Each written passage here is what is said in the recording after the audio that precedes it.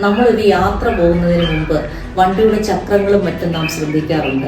അലൈൻമെന്റിന് എന്തെങ്കിലും തകരാറുണ്ടോ, ചക്രങ്ങൾക്ക് എയർ കുറവുണ്ടോ എന്നൊക്കെയാണ് നാം സാധാരണ ശ്രദ്ധിക്കാറുള്ളത്.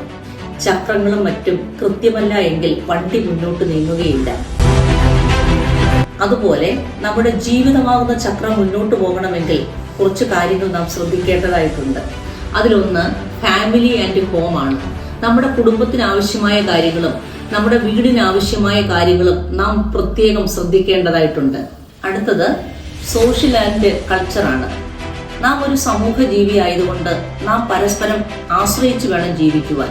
അതുകൊണ്ട് നാം മറ്റുള്ളവർക്ക് പരിഗണന കൊടുത്തു വേണം ഈ സമൂഹത്തിൽ ജീവിക്കുവാൻ. അടുത്തത് ഫിനാൻസ് ആൻഡ് കരിയർ ആണ്. നാം മറ്റുള്ളവർക്ക് വേണ്ടി മാത്രം നമ്മുടെ ജീവിതം തീർക്കാതെ നമ്മുടെ ഭാവിയും സാമ്പത്തികവും സുരക്ഷിതമാക്കുവാൻ നാം തയ്യാറാകണം. അടുത്തത് ഫിസിക്കൽ ആൻഡ് ഹെൽത്ത് ആണ്. നമുക്ക് ഏതാണ്ട് 40 വയസ്സ് കഴിഞ്ഞാൽ പിന്നെ നാം നമുക്ക് വേണ്ടി തന്നെ ജീവിക്കണം. നമുക്ക് നമ്മുടെ ശരീരത്തിന് ആവശ്യമായ നല്ല വസ്ത്രങ്ങളും നല്ല ഫുഡുകളും മനസ്സിനെ എൻജോയ് ചെയ്യുവാനുള്ള ടൂറുകളും ഒക്കെയായി പിന്നെ ജീവിതം മാറ്റിവെക്കണം. ഹെൽത്ത്, വെൽത്ത്, റിലേഷൻഷിപ്പ്, സ്പിരിച്വൽ എന്നിവയ്ക്ക് മുൻതൂക്കം കൊടുത്ത് വേണം നാം ജീവിക്കുവാൻ. എല്ലാറ്റിലും ഉപരിയായി ദൈവിക ചിന്തയ്ക്ക് മുൻതൂക്കം കൊടുത്ത് നാം ജീവിക്കണം.